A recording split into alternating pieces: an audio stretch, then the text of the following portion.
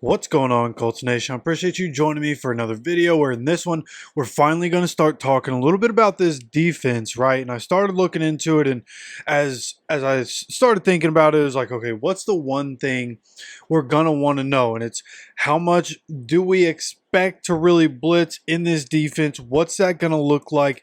What's maybe the success rate of being able to do that in different situations, right? And there are a lot of different situations you could point to, and if there's anything that's not mentioned from this aspect, right, talking about blitzing, if there's anything you guys think of that we don't talk about by the end of this video, then go ahead, put it down in the comment section. Don't be afraid to let me know your opinion or what you guys are thinking, what you guys want to hear about.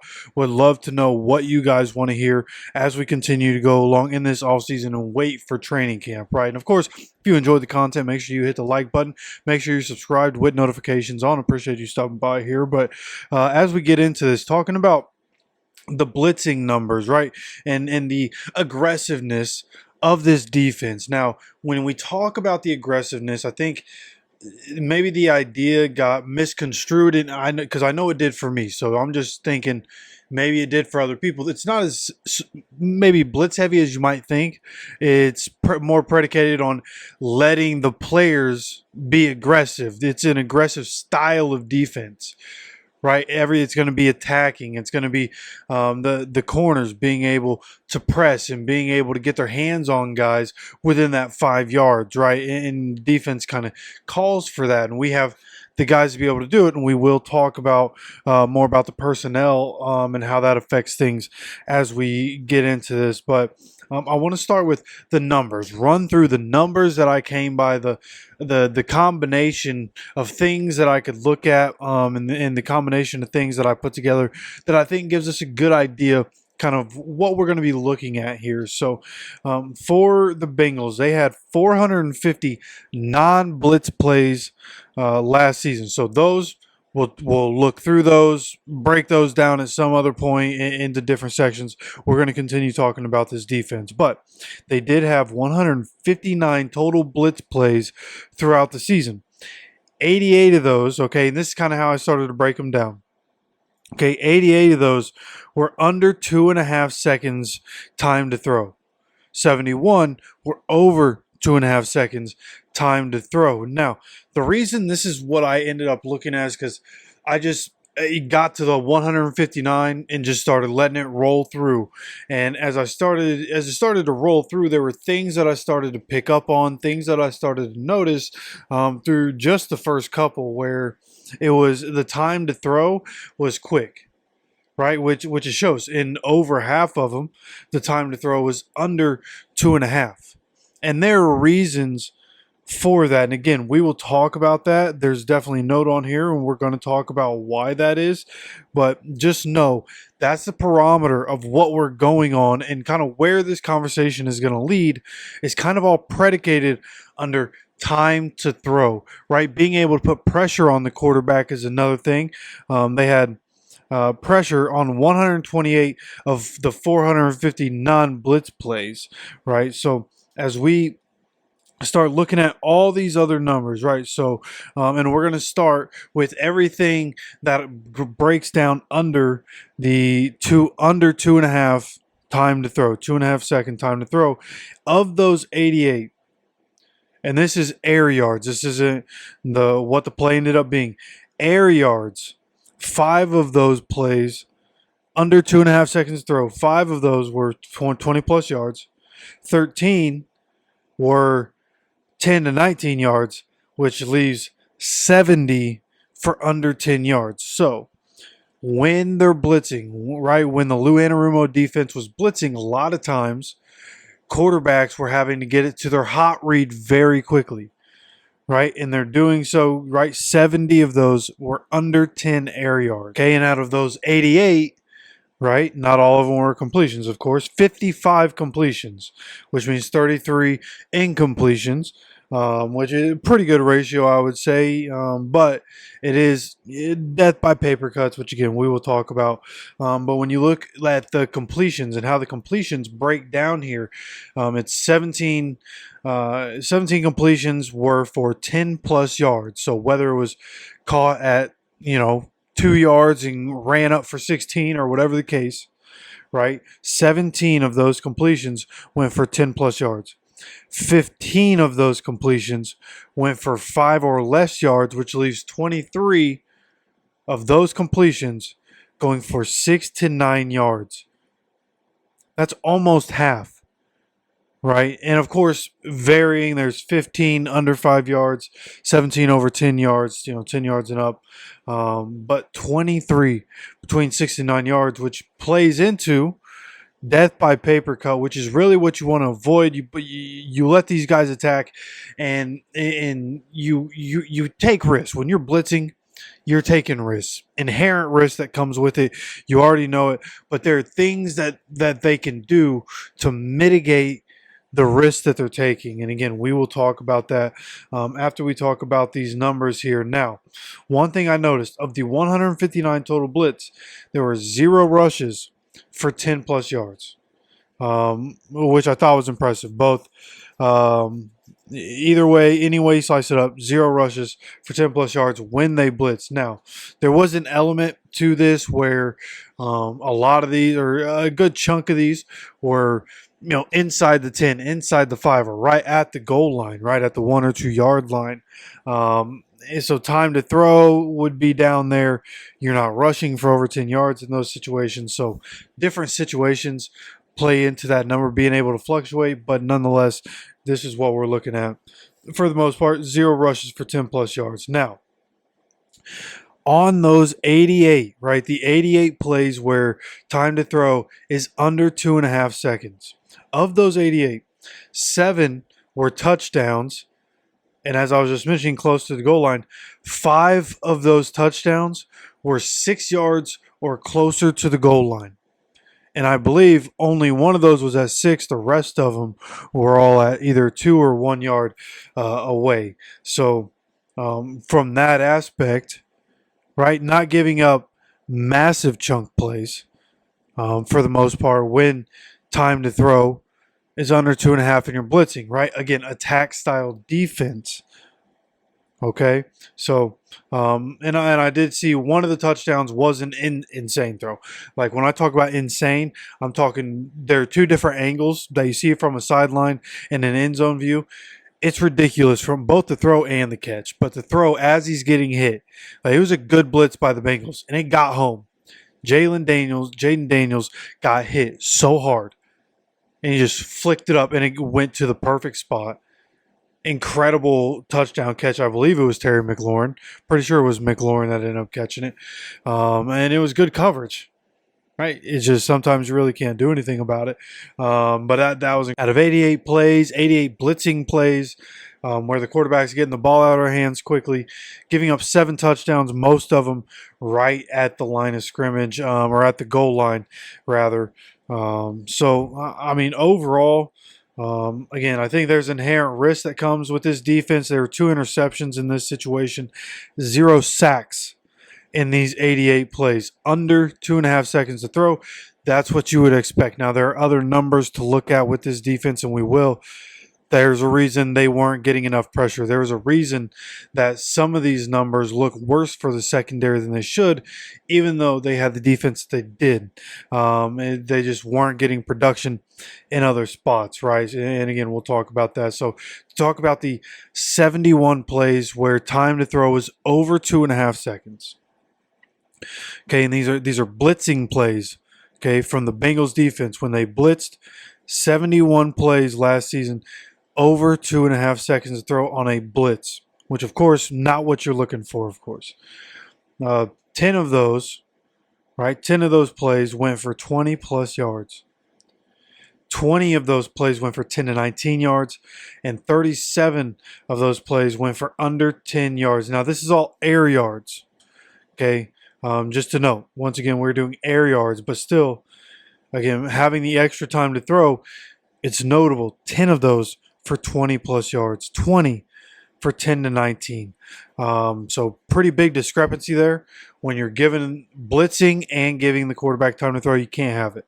Mobile quarterbacks, but you have to be able to game plan around it.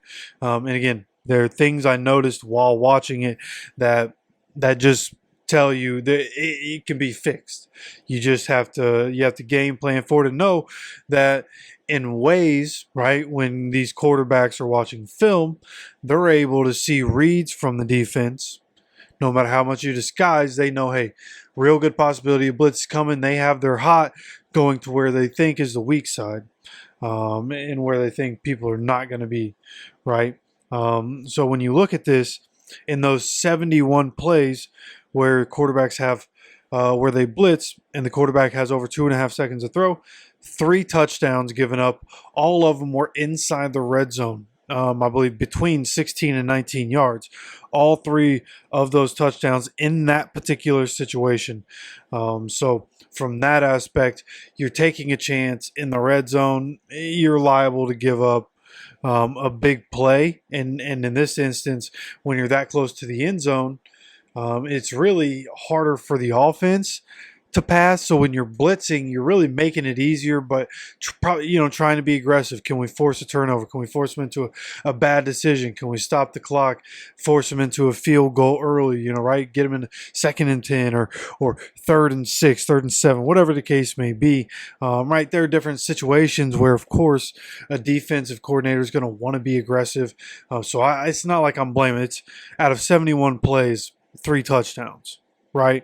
So it's not a lot, but areas where it could be fixed, areas where just as a common person I see it could be fixed. So I assume throughout the offseason, as he looked through the different parts of the team and as he looked back on the film, seeing areas where things need to be better and holes kind of in the defense and in his blitzing schemes. Now, in this situation, those 71 plays where the quarterback has over 2.5 seconds to throw, they do have enough time to get the rush home where there's 4 sacks in those 71 plays, right? And so overall, in blitzing plays for the Bengals, they had 4 sacks and 159 total blitz plays, okay? 159 total blitz plays out of what would be 609 total plays on defense. For some reason that doesn't seem right as I sit here and look at it, but right, 450 non-blitz plays, 159 total blitz plays. Quick math. So that's what we're looking at, but only 4 sacks. They had 36 sacks as a team all year long in that defense, which again goes toward what you could say about the secondary, Lou Anarumo's secondary, and all the numbers we're suggesting here. There are some that go against the secondary. So you could say secondary's fault, but Trey Hendrickson's the only one producing out of 36 sacks out of the team getting 36 sacks. Trey Hendrickson leads the NFL with 17.5 sacks. Okay, some more stats that go toward Trey Hendrickson. There was, again, as I mentioned at the beginning of the video, pressure on 128 of 450 non-blitz plays for the Bengals. 83 of those were Trey Hendrickson, who had a 20% pass rush win rate. Okay, so he had, throughout the entirety of the season, Trey Hendrickson tied for the league lead with 83 quarterback pressures. The rest of his team throughout the entirety of the season ends up with 45. That's outrageous, and they don't want to pay that guy. That's why on this channel and other Colts channels and Pat McAfee, right, that's why we're saying bring him to Indy. Like, if you're not going to pay him, somebody else will. Bring him to Indy. Let us have an impact with him. Right? You don't want to pay him? We will. He obviously can produce in this defense, and with the personnel that we have, I think we can have a really effective D. I think this defense is kind of tailor-suited for what Lou Anarumo wants to do. The personnel that we have, the guys that Chris Ballard has liked to draft over time, right? Long arms, physical, big body guys for their respective position, especially at corner. Safeties are big body guys and rangy. perfectly suited for Lou Anarumo's defense. It's kind of a match made in heaven. I think we have incredible personnel for what we're going to be rolling out there. And just to finish up here with some of the numbers, 7 on the 71 plays, 71 blitz plays where the quarterback had over 2.5 seconds to throw. On those, of the 71, there were 36 completions, so basically 50%. There were 3 interceptions. Okay, 5 of those, and this is not air yards, this is total yards. 5 of those plays, of the 36 completions, 5 went for 5 or less yards. 13 of those went for 6 to 9 yards, and 3 of those went for 20 plus yards, while the other 15 go for 10 to 19. So really not in terms of big plays. Out of the 71 blitz plays where you're blitzing, giving up 2.5 seconds to throw, you only give up 3 plays, 20 plus yards. You only give up 3 touchdowns, all in the red zone. You have basically a 50% completion percentage with 3 interceptions. And again, 0 rushes of over 10 yards. So overall, from what I saw, again, mostly good. When you look at it, like, you can tell it's an attacking defense. I just think over time, they didn't have, like, they have a bunch of names on that defense, but like, I don't think they have really the personnel to go with Lou Anarumo's defense, as aggressive as that defense is supposed to be. Kind of the traits that the corners need to have, like good corners, but not really suited for what they're trying to do in Lou Anarumo's defense. Now, there were things that I said I noticed as I started, and it didn't take long, as I started to watch. Something that I noticed, when they send 5, they'll line all 5 guys up at the line of scrimmage, and a lot of time those 5 will go, and then everybody else is in coverage. So there's a linebacker lining up on one end or the other. I think commonly the right end was what I was seeing. For the most part, a linebacker coming off the right end. I guess it depends how they want to use them, but somebody lined up on the line of scrimmage on one of the other sides, and the 4 down lineman going, and they call that a blitz, even though it's really more, you could call it a 5-2 defense that you're lining 5 up, and not call it a blitz, but it would be, considered a blitz nowadays, because most defenses predicated on 4-3 or 3-4. But I did notice where they line 6 up at the line, and this is one thing that I think, of course, when you're going into a game, you think something's going to work, and it doesn't work how you think it's going to work, and I'm sure there's an element to that. And of course, some of them do work. But where there's 6 people at the line of scrimmage, like at and around the line of scrimmage, looking like there's going to be 6 blitzing, right? And then you can have, out of those 6, 2 of those guys drop out, and then you have a corner or a safety blitz from somewhere else. Now, the problem that I see with that is that you have a corner or safety that's like 5 yards off the line of scrimmage, and you have other guys dropping into coverage that are at the line of scrimmage, and those are probably linebackers, right, needing to go and hurry up and get back, trying to keep up with wide receivers and tight ends going down the field. Then you have a running back slip out when their back is turned, getting an easy catch because the blitz is coming, right? And so finding a way to cover that is going to be what you need to do, right? And of course, when you're sending the safety or the corner in, they're coming and filling a hole that really probably isn't getting filled. So they're going to get free reign, but they're late.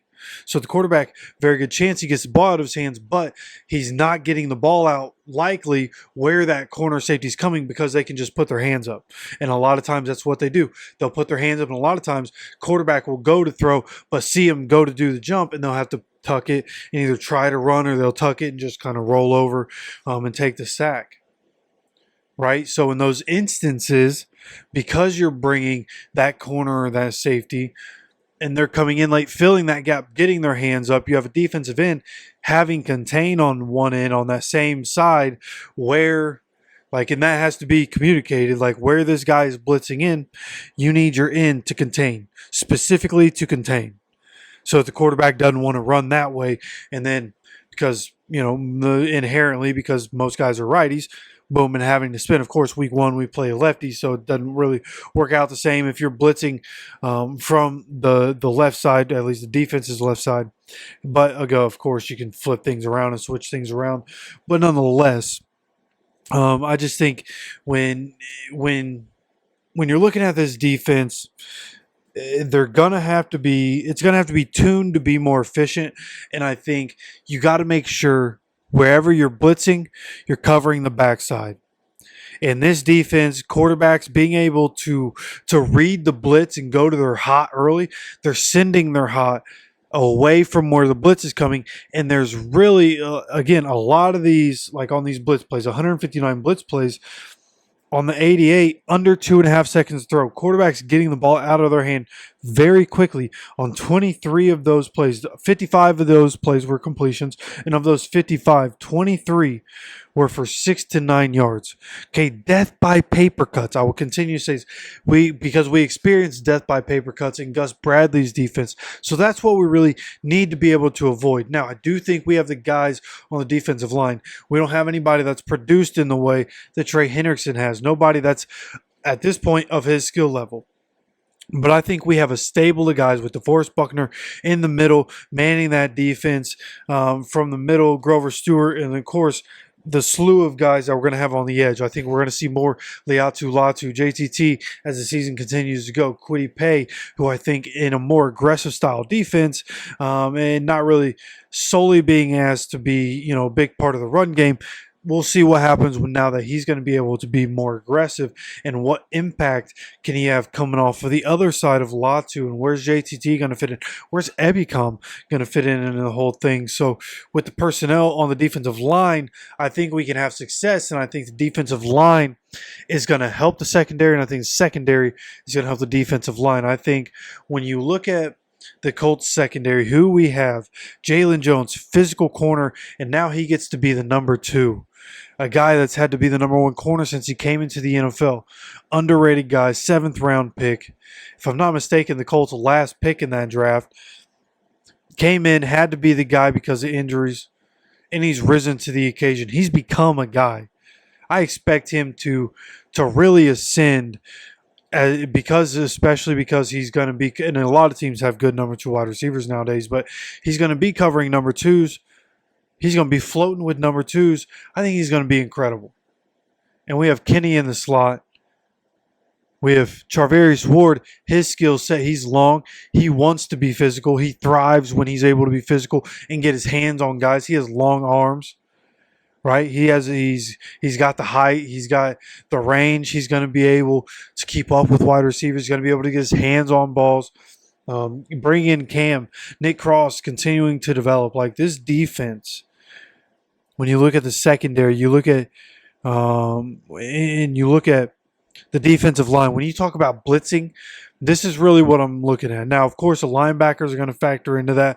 And how's that going to play out? Do you have Zaire do that? Do you have Carlisle do that? Right?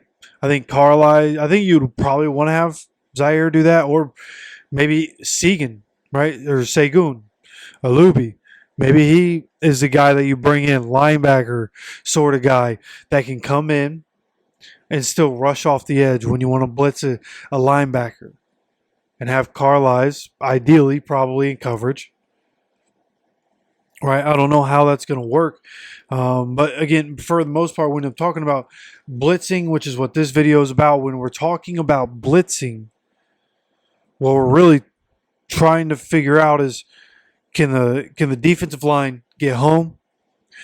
And if the offense is getting the ball out quickly, can the defense react quickly and create a turnover, react quickly, knock the ball down, react quickly, and get a tackle before letting up more yards after the catch? And again, I think we have the guys on defense to be able to do that. Right? And like one of my notes here says, I see why they call him the mad scientist, but some plays could definitely be tuned to be more efficient. I kind of mentioned that earlier.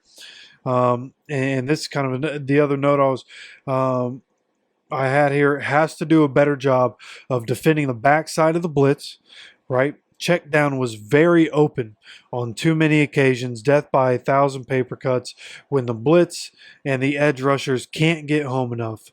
Now, a trend that I saw: single high man coverage.